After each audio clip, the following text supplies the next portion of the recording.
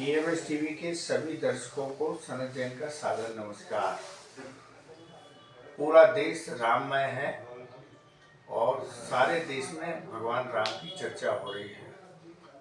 22 जनवरी को रामलला की प्राण प्रतिष्ठा का कार्यक्रम होना है। पिछले कुछ दिनों से यजमानों के मुख्य यजमान होंगे और उन्हें सपत्नीक अनुष्ठान में बैठना पड़ेगा। इसको लेकर पक्ष और विपक्ष में तरह तरह की बातें हो रही थी। इसी बीच धर्माचार्यों ने रामलला की प्राण प्रतिष्ठा को लेकर एक आपत्ति जताई कि अभी मंदिर का निर्माण पूरा नहीं हुआ है और मंदिर का निर्माण पूर्ण होने और उसमें शिखर और ध्वजा लगने के बाद ही प्राण प्रतिष्ठा की जानी चाहिए थी।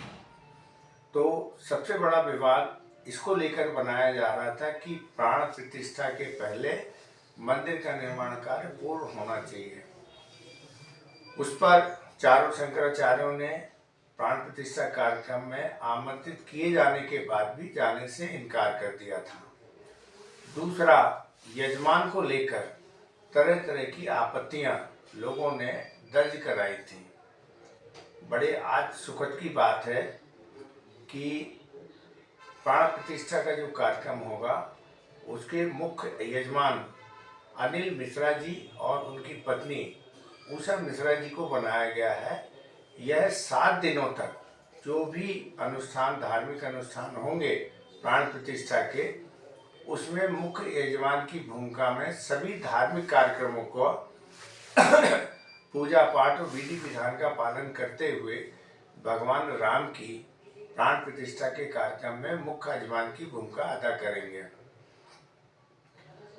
जो एक लोगों की सुझाव आए, लोगों की आपत्तियां आई, धार्मिक लोगों ने भी अपनी अपनी बातें कहीं, तो सबसे बड़ी अच्छी बात यह है कि अब रामलीला की जो प्राण प्रतिष्ठा होने जा रही है 22 जनवरी को, उसके लिए आयोजकों ने भी अपनी गलतियों को कहीं ना कहीं कुछ सुधारने का प्रयास किया है और यजमान के रूप में जो आपत्तियां आ रही थी उसको बिल्कुल पूरी तरीके से दूर करते हुए, और अब जो नए यजमान बनाए गए हैं वो भी होम्योपैथिक डॉक्टर हैं, संघ के प्रांत प्रचारक हैं और श्री राम जन्मभूमि ट्रस्ट के सदस्य भी हैं, जिनकी देखरेख में ये मंदिर बन रहा है और वह मुख्य यजमान की भूमिका अदा करेंगे। प्रतीक के रूप में प्रधानमंत्री नरेंद्र मोदी, उत्तर प्रदेश के मुख्यमंत्री आदित्यनाथ जी और राज्यपाल आनंदीबेन पटेल तथा संघ प्रमुख मोहन भागवत उस दिन गर्भगृह में उपस्थित होंगे जब रामलला की प्राण प्रतिष्ठा का कार्यक्रम पूरी तरीके से संपन्न होगा।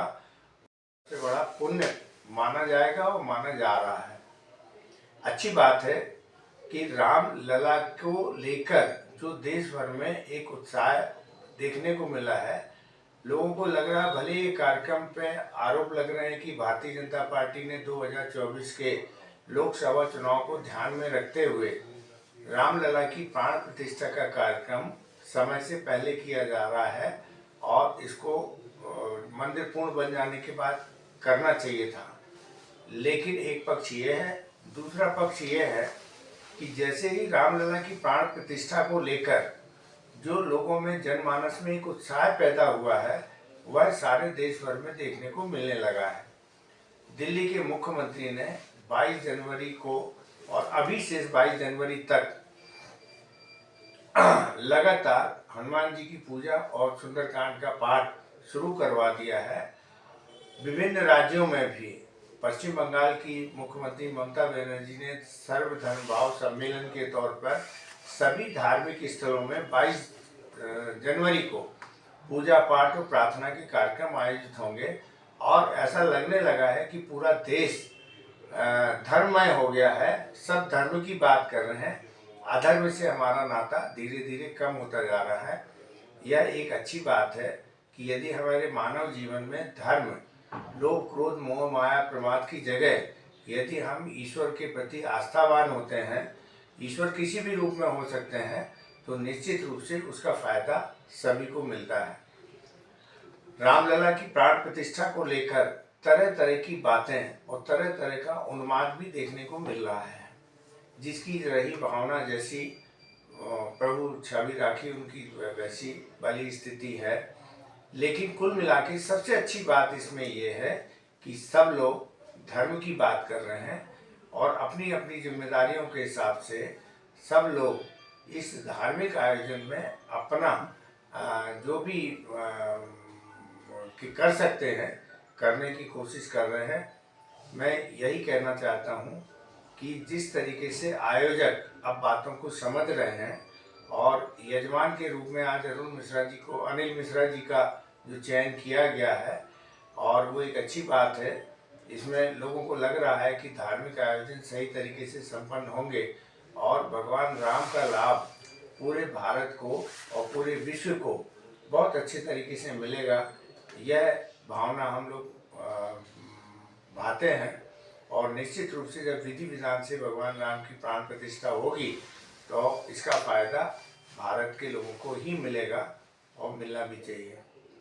आज हम बात करेंगे कि इस आयोजन को लेकर जो उत्साह लोगों में है, तो भूत वर्तमान भविष्य को लेकर वर्तमान से जो भविष्य निकलता है वही उज्जवल होता है। तो हम वर्तमान से भूत को ना जोड़कर यदि भविष्य की ओर आगे बढ़ेंगे तो हम निश्चित रूप से एक अच्छी मार्ग की ओर चलना शुरू कर देंगे। पुरानी जो भी बातें हुई हैं, बीती ताई विचार दे आगे की सुध ले। इस स्थिति में भगवान राम सबको मतलब इतनी बुद्धि दें कि वो सब लोग अपने भविष्य के लिए बेहतर सोचें, सभी को साथ लेके चलें। और ब्रह्मांड के सभी जीव, ये माना जाता है कि ब्रह्म के अंश हैं और कोई भी किसी भी रूप में है उसमें सब में ब्रह्म का अंश होता है। तो हम सभी के प्रति प्रेम भाव रखें, स्नेह प्रदर्शित करें और सभी के प्रति जियो और जीने दो की कामना के साथ एक दूसरे के सहयोगी बन के यदि काम करेंगे तो निश्चित रूप से भगवान रामलला की जो प्राण प्रतिष्ठा हो रही है उससे एक सुख की, शांति की जो नई बयार बहेगी वो हम सब लोगों के लिए, भविष्य के लिए बहुत अच्छी साबित होगी। धन्यवाद। जय श्री राम।